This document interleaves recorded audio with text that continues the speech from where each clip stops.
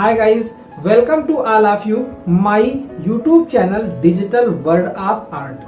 Triple C की तैयारी कर रहे सभी छात्रों के लिए गुड न्यूज ये है कि ट्रिपल सी के एग्जाम्स जल्द ही प्रारंभ होने वाले हैं। जिन लोगों ने अभी तक अपने फॉर्म का ऑनलाइन आवेदन नहीं किया है वो जल्द से जल्द ट्रिपल सी की परीक्षा के लिए ऑनलाइन आवेदन कर दें, जिससे कि आने वाले मंथ्स में वो अपना एग्जाम दे सके। आज इसी ट्रिपल सी सीरीज का ये मेरा 13वां वीडियो है। आज की वीडियो में भी ट्रिपल सी की परीक्षा में पूछे जा सकने वाले महत्वपूर्ण ऑब्जेक्टिव क्वेश्चंस लिए गए हैं। तो आइए हम सभी लोग इनको एक एक करके अच्छे से समझें, ताकि हम लोग ट्रिपल सी की एक अच्छी सी तैयारी कर सकें और परीक्षा में एक बेहतर परिणाम ला सकें। पहला प्रश्न है, किसी फाइल को सीडी या डीवीडी में कॉपी करने की प्रक्रिया को क्या कहते हैं? हमारे विकल्प हैं ए पेस्टिंग, बी बर्निंग, सी स्टोरिंग और डी असेंबल। कंप्यूटर से सीडी, डीवीडी या फिर ब्लू रे डिस्क राइट करने के लिए हमें एक सीडी या डीवीडी या ब्लू रे डिस्क की आवश्यकता होती है। साथ ही साथ हमें एक ऐसे सॉफ्टवेयर की आवश्यकता होती है जो किसी भी डेटा को सीडी या डीवीडी पर बर्न कर सके। जो भी डेटा होता है वो सीडी या डीवीडी के ट्रैक के ऊपर उस सॉफ्टवेयर की सहायता से बर्न किया जाता है, इसलिए इस तकनीकी को बर्निंग कहा जाता है। यानी हमारा ऑप्शन नंबर बी बर्निंग ये विकल्प इस प्रश्न के लिए सही होगा। अगला प्रश्न है, टास्क बार को कहां पर नहीं सेट किया जा सकता है? हमारे विकल्प हैं A left, B right, C centre और डी बॉटम। जब हम अपने कंप्यूटर पे कार्य कर रहे होते हैं तो हमारी कंप्यूटर स्क्रीन पर सबसे नीचे एक गहरे रंग की पट्टी सी दिखाई पड़ती है। इसको ही टास्क बार कहा जाता है। टास्क का अर्थ होता है कार्य, यानी कंप्यूटर पे जो भी कार्य हो रहा होता है उसका विवरण हमें इस पट्टी पर दिखाई पड़ता है। हम इसको सबसे ऊपर सेट कर सकते हैं, लेफ्ट में सेट कर सकते हैं, राइट में सेट कर सकते हैं, लेकिन इसको कभी भी सेंटर में सेट नहीं किया जा सकता है। यानी इस प्रश्न का सही विकल्प ऑप्शन नंबर सी सेंटर होगा।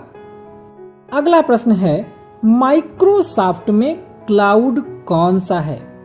हमारे विकल्प हैं A Microsoft cloud, B Microsoft Azure, C Microsoft service और डी नन यानी कोई नहीं। क्लाउड से हमारा मतलब होता है कि जब कोई एप्लीकेशन सॉफ्टवेयर हमें ऑनलाइन डेटा स्टोर करने की सुविधा प्रदान करता है तब हम उसको क्लाउड कहते हैं। हमारे इन विकल्पों में से माइक्रोसॉफ्ट अज्यूरे एक क्लाउड कंप्यूटिंग सर्विस है।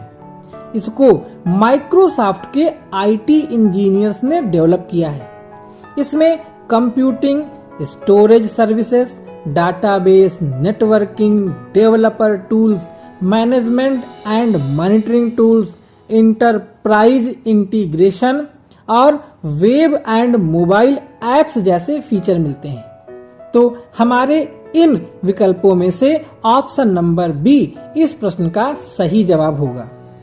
अगला प्रश्न है, कौन सा ऑपरेटिंग सिस्टम एक समय में एक से ज्यादा प्रोग्राम को सपोर्ट नहीं करता है? हमारे विकल्प हैं ए लाइनक्स, बी विंडोज, सी डॉस और डी यूनिक्स।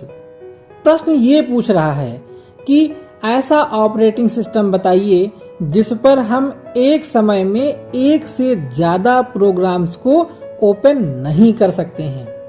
हम सबसे ज्यादा विंडोज का प्रयोग करते हैं, चाहे वो विंडोज 7 हो या विंडोज 10 हो। और हम क्या करते हैं, कभी कभी कोई एप्लीकेशन खोल के जब उस पर काम कर रहे होते हैं तो बैकग्राउंड में म्यूजिक चला लेते हैं, या साथ ही साथ हम इंटरनेट ब्राउजर को खोल लेते हैं या कोई अन्य एप्लीकेशन भी खोल लेते हैं, यानी एक से ज्यादा प्रोग्राम्स को हम रन करा लेते हैं।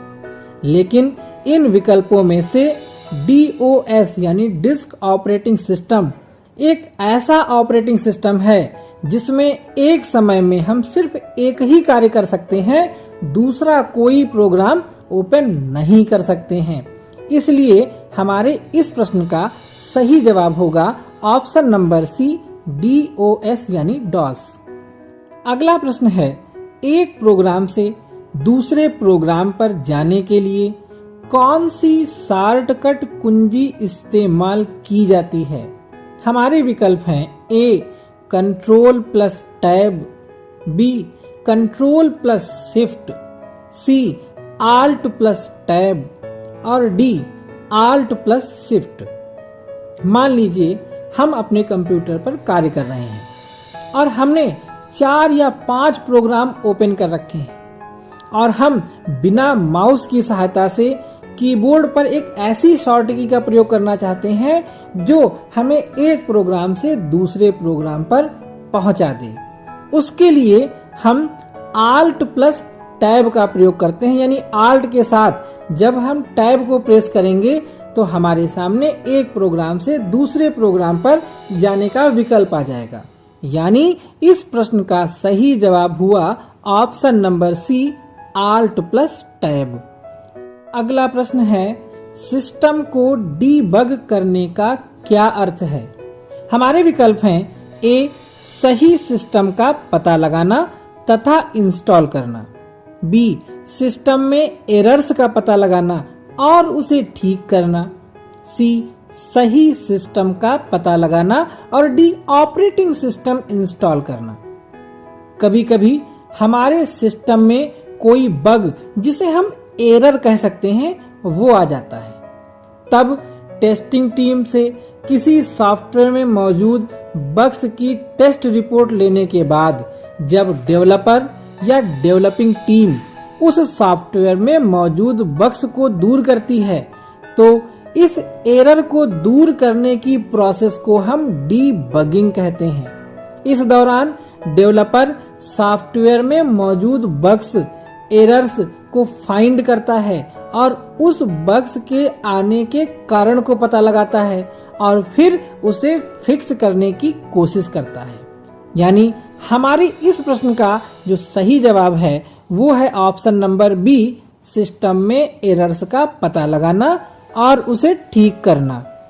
अगला प्रश्न, विंडोज ओएस यानी ऑपरेटिंग सिस्टम में ओपन सभी विंडोज को मिनिमाइज करने की शॉर्टकट की है। विकल्प दिए हैं A Windows plus D, B Windows की, C विंडोज प्लस ब्रेक और D विंडोज प्लस M। मान लीजिए हमने अपने कंप्यूटर की स्क्रीन पर 5 या 6 प्रोग्राम्स ओपन कर रखे हैं और हम चाहते हैं कि उन सभी प्रोग्राम्स को एक साथ मिनिमाइज करके टास्क बार पर ले आएं। तो हमें उसके लिए विंडोज की के साथ में M को प्रेस करना होगा। यानी हमारे इस प्रश्न का सही जवाब हुआ option number D, Windows plus M। अगला प्रश्न, निम्नलिखित में से कौन सा विंडोज 64 बिट को सपोर्ट करता है? विकल्प हैं A Windows 2000, B Windows XP, C Windows 98 और D विंडोज 95। विंडोज 2000, विंडोज 98 और विंडोज 95 ये 32 बिट को सपोर्ट करने वाले विंडोज ऑपरेटिंग सिस्टम थे। इन विकल्पों में से केवल विंडोज XP एक ऐसा ऑपरेटिंग सिस्टम है जो विंडोज 32 बिट को भी सपोर्ट करता है और 64 बिट को भी सपोर्ट करता है। यानी हमारे इन विकल्पों में से हमारा सही विकल्प हुआ option number B, Windows XP। अगला प्रश्न, प्रथम ऑपरेटिंग सिस्टम कब विकसित किया गया था? हमारे विकल्प हैं A 1948, B 1949, सी 1951 और डी 1950। ऑपरेटिंग सिस्टम किसी भी कंप्यूटर की जान होता है। बिना ऑपरेटिंग सिस्टम के किसी भी हार्डवेयर का कोई मतलब ही नहीं होता है, क्योंकि वो हार्डवेयर किसी काम का नहीं है। एक तरह से ऑपरेटिंग सिस्टम एक कंप्यूटर की आत्मा की तरह होता है। सबसे पहला ऑपरेटिंग सिस्टम सन 1950 में विकसित किया गया था। यानी हमारे इस प्रश्न का सही जवाब है ऑप्शन नंबर डी, सन 1950। अगला प्रश्न है, विंडोज ओएस यानी विंडोज ऑपरेटिंग सिस्टम में शट डाउन विकल्प पॉप अप करने की शॉर्टकट कुंजी क्या होती है? पॉपअप से हमारा तात्पर्य है कि उसको स्क्रीन पर प्रकट करना। हमारे विकल्प हैं A control plus F4, B control plus shift plus F4, C Windows plus F4 और D alt plus F4।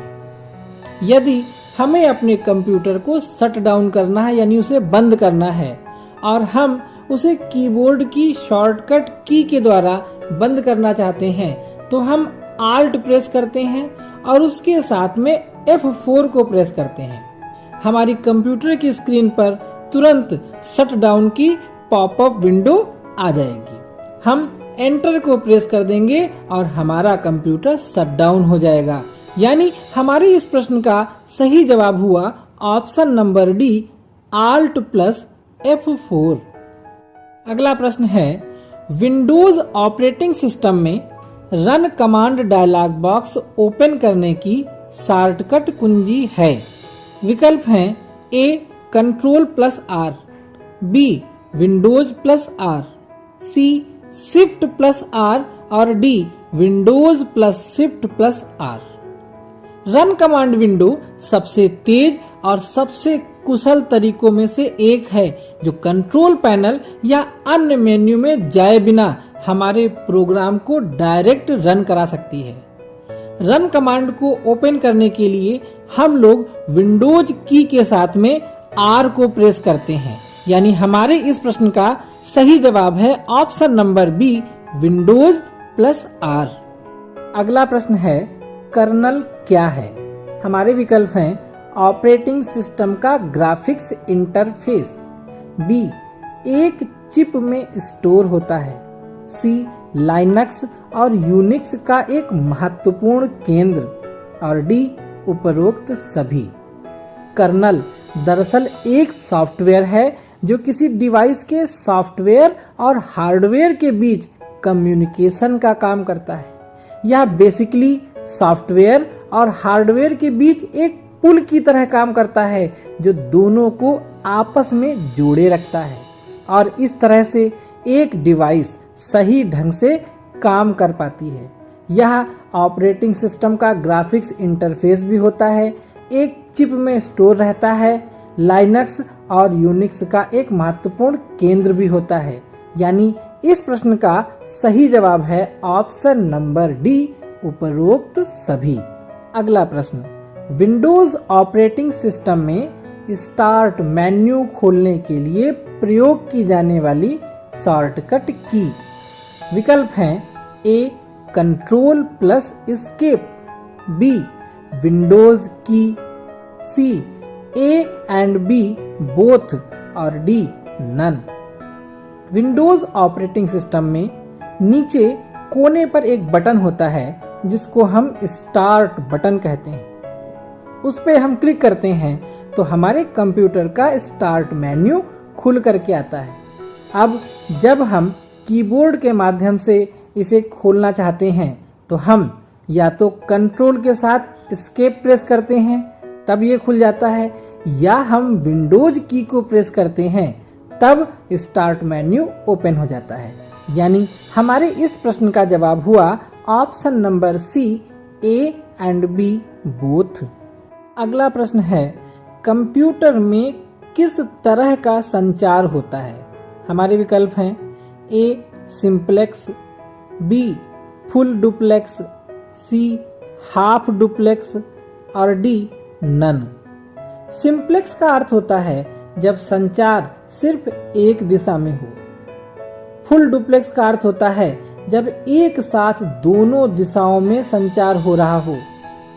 Half duplex का मतलब होता है कि जब संचार एक दिशा से दूसरी दिशा में जा रहा हो तो उस दिशा से वापस संचार ना हो रहा हो, और बाद में जब एक दिशा से संचार बंद हो तब दूसरी दिशा से संचार हो सके। कंप्यूटर में एक तरफा संचार होता है, यानी कीबोर्ड सिर्फ इनपुट देता है, मॉनिटर हमें सिर्फ आउटपुट दिखाता है। इस प्रकार से कंप्यूटर का संचार हुआ सिंपलेक्स, यानी इस प्रश्न का सही जवाब हुआ ऑप्शन नंबर ए सिंप्लेक्स। अगला प्रश्न है, सूचनाओं को चिन्हों में बदलने की प्रक्रिया क्या कहलाती है? हमारे विकल्प हैं ए डीकोडिंग, बी ट्रांसफरिंग, सी एनकोडिंग और डी चेंजिंग। जो हमारी महत्वपूर्ण सूचनाएं होती हैं और हम चाहते हैं कि वो सूचनाएं सामान्यतः कोई पढ़ ना सके, तो हम उनको कुछ चिन्हों में बदल देते हैं, जिससे उनको पढ़ना किसी भी व्यक्ति के लिए मुश्किल हो जाता है। इस प्रक्रिया को हम कहते हैं एनकोडिंग। जब कोई इन चिन्हों को पुनः उन सूचनाओं के वास्तविक रूप में परिवर्तित करता है तो इसको कहते हैं डीकोडिंग। अब क्योंकि यहाँ पर सूचनाओं को चिन्हों में बदलने की बात हो रही है तो हमारा सही विकल्प होगा ऑप्शन नंबर सी एनकोडिंग। अगला प्रश्न है, किस संचार माध्यम में डाटा प्रकाश तरंगों के रूप में संचरित होता है?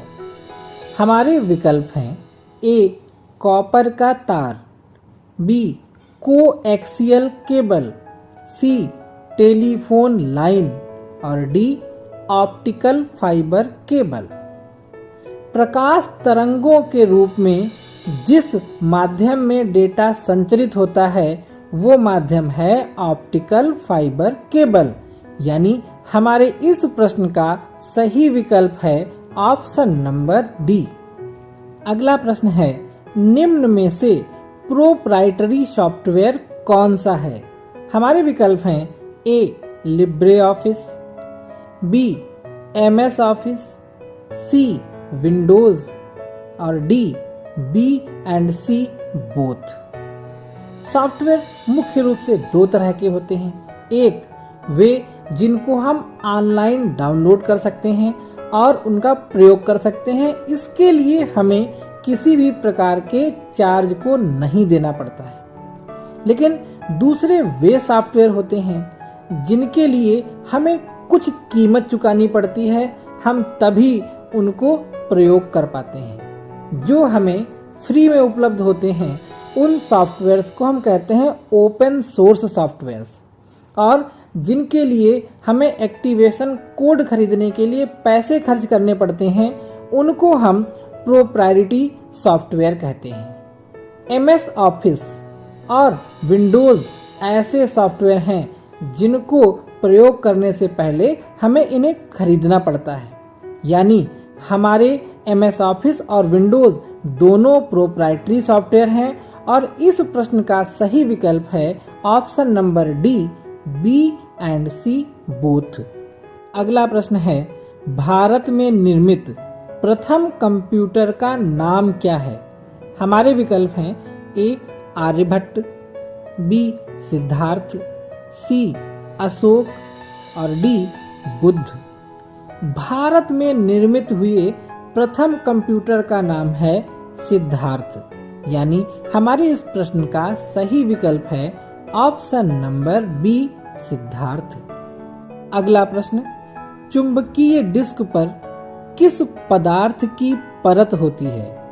विकल्प दिए गए हैं A iron oxide, B sodium peroxide, C magnesium oxide और डी इनमें से कोई नहीं। चुंबकीय डिस्क पर जो परत होती है वो आयरन ऑक्साइड की होती है, यानी इस प्रश्न का सही जवाब हुआ option number A iron oxide. अगला प्रश्न, डिस्क को ट्रैकों और सेक्टरों में विभाजित करने की प्रक्रिया क्या है? हमारे विकल्प हैं ए क्रैशिंग, बी ट्रैकिंग, सी फॉर्मेटिंग और डी डाइसिंग। जब हम नई हार्ड डिस्क को यूज करते हैं तो सबसे पहले हम उसको फॉर्मेट करते हैं। जब हम डिस्क को फॉर्मेट करते हैं तब वह विभिन्न प्रकार के ट्रैकों और सेक्टरों में विभाजित हो जाती है। यानी डिस्क को ट्रैकों और सेक्टरों में विभाजित करने की प्रक्रिया को हम फॉर्मेटिंग कहते हैं। और इस प्रकार से हमारे इस प्रश्न का सही विकल्प हुआ option number C. Dear learners, मेरा हमेशा ये प्रयास रहता है कि मैं आप लोगों के लिए अच्छे से अच्छे और ज्यादा से ज्यादा उपयोगी वीडियोस बना सकूं, जिससे कि आप लोग अपनी परीक्षा में बेहतर प्रदर्शन कर सकें। अगर ये वीडियो आपको पसंद आया हो तो इसे लाइक व शेयर करना ना भूलें। अगर आपने अभी तक हमारे इस चैनल को सब्सक्राइब नहीं किया है तो आज ही नीचे लाल बटन पे प्रेस करके इसे सब्सक्राइब कर लें और बेल आइकन को ऑन कर लें। हमारे इस वीडियो में हमारे साथ अंत तक जुड़े रहने के लिए आपका बहुत बहुत धन्यवाद।